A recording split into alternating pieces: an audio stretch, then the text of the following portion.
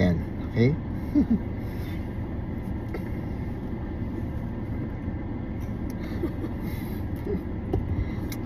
Okay. So, reflection. In what area do you need to improve in your marriage?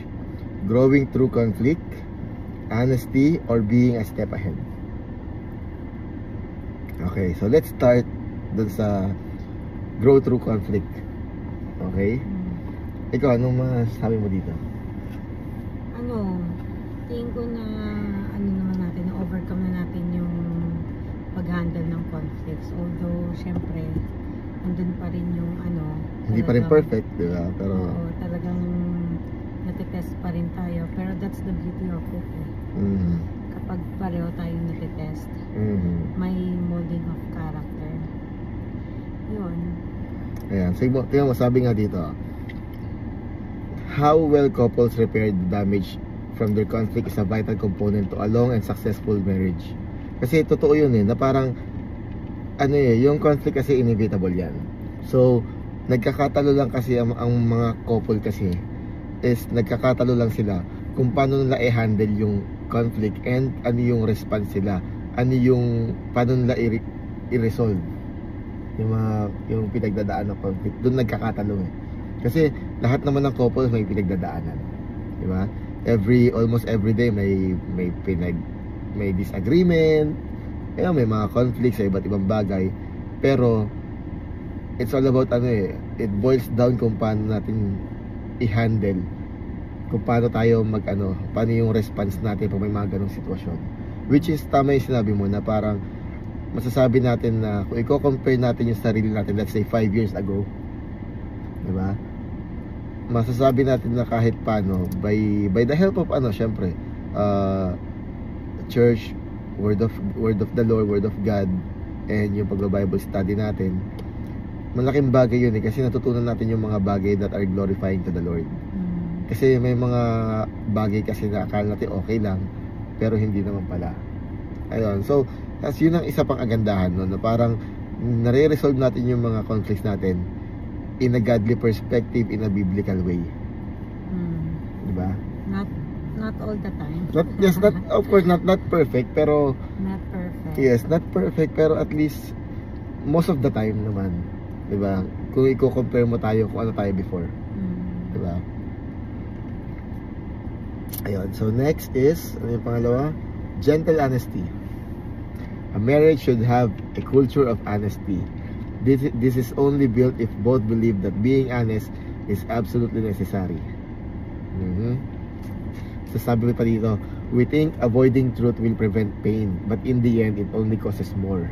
Which is totoo naman, di ba?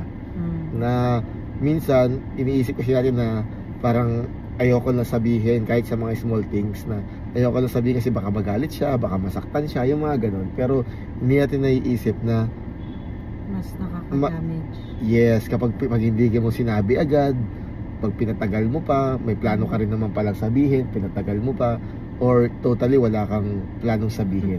Di ba? Yun yung masama. Totally wala kang planong sabihin. Masama niya pag nalaman pa ng spouse mo sa ibang tao. Which is nangyayari minsan, di ba? Nasa ibang tao pa natin nalalaman. Which is yun yung so sa atin, masasabi ko naman na nandun na tayo. We are 100%. Kasi may conviction na tayo pareho. Yes. Pag nagsinungaling ako dito, kumbaga lalabas din naman yan. Tsaka kumbaga kasi hindi na tayo kumbaga nagsasalita ng para lang sa self mo. Kasi syempre, di ba, we are to treat each other talagang as parang talagang king and queen, mga ganyan. Tsaka kumbaga kasi we glorify God in our marriage. So instead of lying, might as well lagi ka na magsalita ng totoo, kasi you need to consider paano kung si God yung kausap mo, kung sinungaling ka pa ba. And kumbaga yung point na kunyari kung sasabihin mo magagalit siya, why prolong the agony, diba? Ganun din naman, magagalit din naman. Magagalit din naman, patatagalin mo pa. Sabihin mo na, diba? So, parang i-complicate mo lang yung mga pangyayari. Yes. Alam mo yun, patatagalin pa. So, ano nga eh, di ba? Parang mas maganda talaga i-resolve mo na ng maaga pa lang kesa itago mo, malalaman din naman. And then ang mangyayari dyan, mas malaking problema.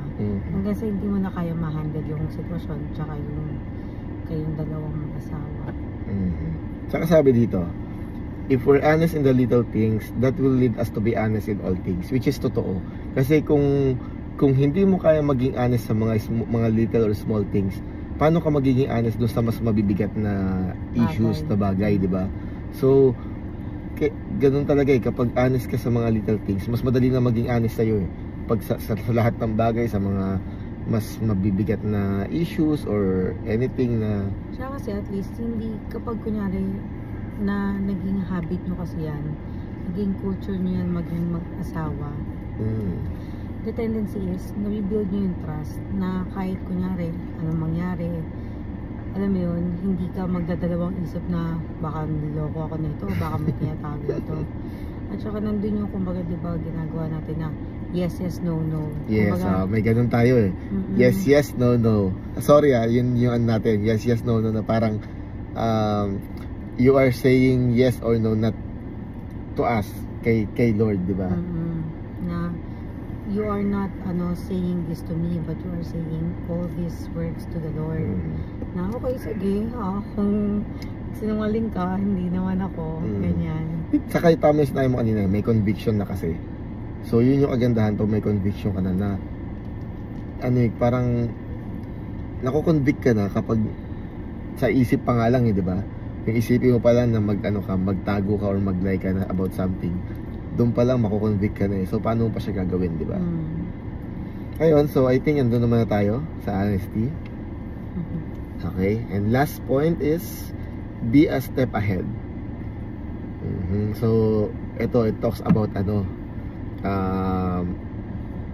yung mga load to carry natin, burdens to bear, and hardship to endure.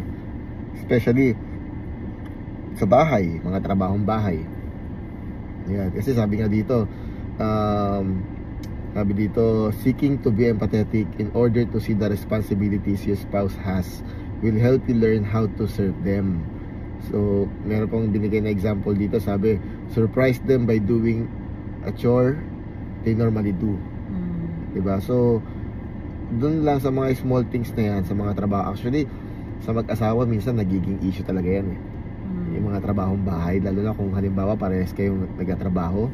Syempre, pag uwi nyo sa bahay, madalas pagod kayo parehas.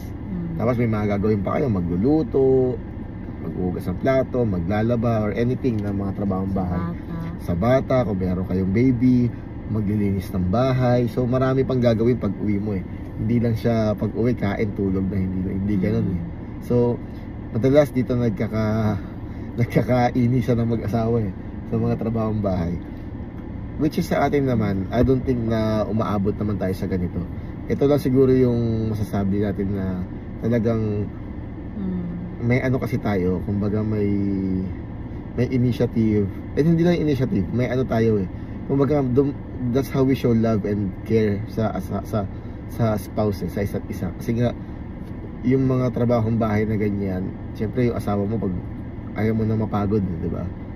So most of the... kung kaya mo naman, kung alam mong able ka, and you know it will help you both, then talagang magtitake ka na lang din ng initiative. And kumbaga kasi di ba pag mahal mo yung tao, mas gusto mo na lang din na ibigay yung yung makakabuti para sa kanila.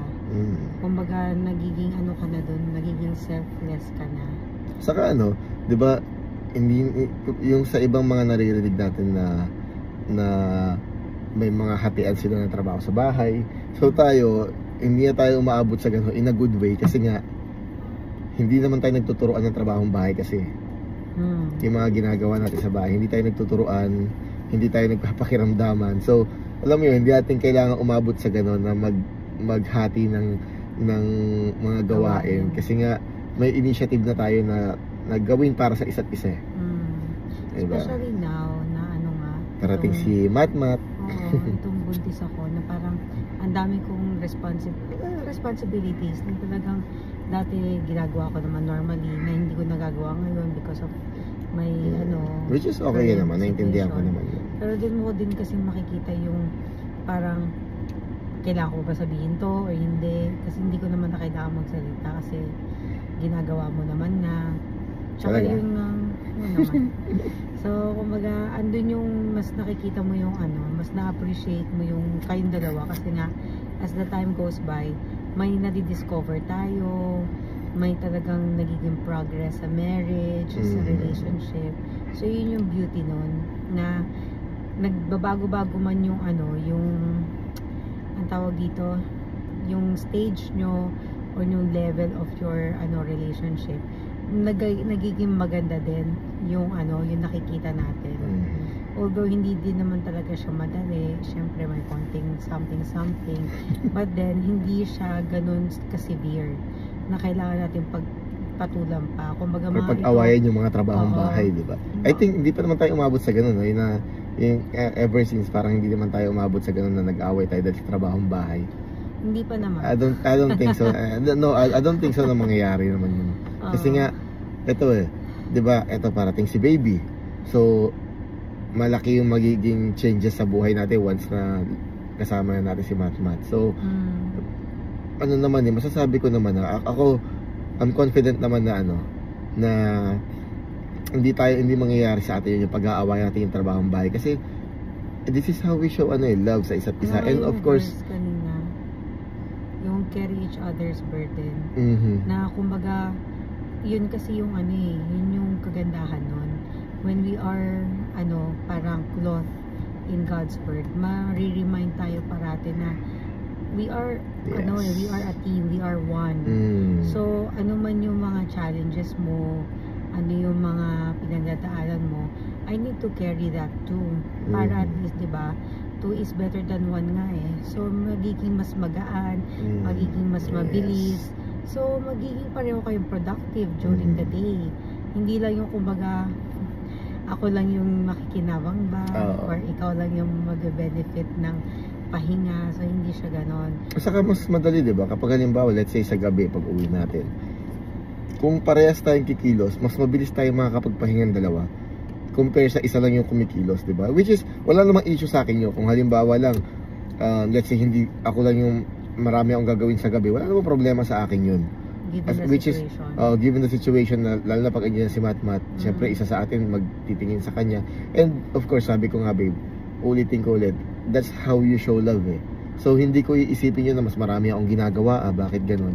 Diba? Kasi nga, that's how you, walang bilangan. And of course, sabi nga sa Bible, diba, whether you eat or you drink, diba, do everything for the glory of God. So kahit sa mga small things na yan, sa mga trabahong bahay, yes, ginagawa mo to para sa inyong mag-asawa, but kumbaga ang pinaka more importantly is that you are doing it for the Lord. Di ba? Lahat ng ginagawa mo, big or small things yan, you're doing it for the Lord So hindi ka magbibilang, hindi para sa sarili, hindi para sa asawa mo, sa pamilya mo, you're doing it for the Lord Di ba? So yun ang kagandahan nun. Kaya hindi ka aabot sa point na magbibilang ka ng ginawa mo, magkakasumbatan kayo na ako lang yung kumikilos, hindi ka kumikilos, yung mga ganun. Gusto mo ba sumbatan ka ni Lord? Diba? Sabi niya sa'yo ni Lord, ikaw nga, ginawa nga kita hindi nga ako nag-complain Diba? So yun, it's a good reminder na talagang protect the marriage. And what's the topic today? Protect daily. So protecting others comes easily for some, but not so easily for others. This isn't just about physical protection, although that's part of it. Protecting our spouse will also protect our marriage. So many things are vying for our time, attention, and hearts that it's wise for us to go into protection mode in our marriage. So ayan, di ba? Ang ganda na. So kumbaga, these 3 points, kumbaga, this is how we protect our marriage. And siguro para mapanatili din yung peace and order. Yes. Kasi syempre paano kunyari walang honesty wala na. Paano kunyari kung walang step ahead, yari tayo dyan. So, tapos hindi rin marunong hindi kayo nag-grow sa pag-handle ng conflict. Ano mangyayari, di ba? Mas mahirap yun. Parang walang walang harmony sa loob ng bahay, di ba? Ang hirap, ang sarap kaya pag may harmonious relationship kayo ng spouse mo kasi parang andali ng bagay-bagay, di ba? Tsaka kasi kumbaga nagiging madali siya kasi nga hindi ka na selfish. Bakit? Kasi ang focus mo si Lord, si Jesus, na hindi naman din siya naging selfish. Napaka-selfless niya. Talagang binigay niya yung buhay niya para sa atin. Yes. Kumbaga, this is how we should model our lives, especially in our marriage, na talagang we become talagang hindi na lang to ako. Kumbaga, laging tayo about sa'yo, ganyan. And kumbaga, gagawin mo siya kasi nga meron kang Diyos na na talagang merciful and talagang faithful sa'yo. So yun. So yun, this is a good reminder and discussion para sa atin, at least, di ba? Kahit paano. Hindi, kasi malaking tulong to na ito sa pag-handle natin ng mga bagay-bagay, ng conflicts, ng relationship natin, ng marriage natin. Lalo na pag dumating na si baby. Excited na ako. Yes. So ito, tamang ID lang. Coffee with Adnoc. Our favorite stop. So ito, this is also a reminder na yung pag-ID or let's say pag-i-intentional sa marriage. Actually, yung topic nitong yun yung parang pinaka main topic nitong dinidiscuss namin ngayon. Nandito kami sa yung being intentional in your marriage. Kasi nga talagang ito ang kailangan ng bawat mag-asawa, yung maging intentional kayo sa relationship ninyo. Tsaka this is also how we do self-checking. O kamusta na ba tayo when it comes to handling conflicts? Naging ba tayo step ahead sa mga bagay-bagay? Yes. Are we honest to each other? So these are good reminders na alam mo yun, it's good na reminders na magandang i-practice. If we can do it daily, mas maganda. But if you do it like consistently and you practice it weekly, at least it helps your marriage to grow harmoniously, peacefully, and lovingly. So yun. So yeah. Ngayon lang. Nice. Ayun, so alright, so ayun thank lang. you and good night. It's a wrap. It's a wrap for La Fiesta. So La Fiesta. La Fiestas. Ala. Okay. Parang yun yung ipapangalan ko sa resort natin. Sige. Bye.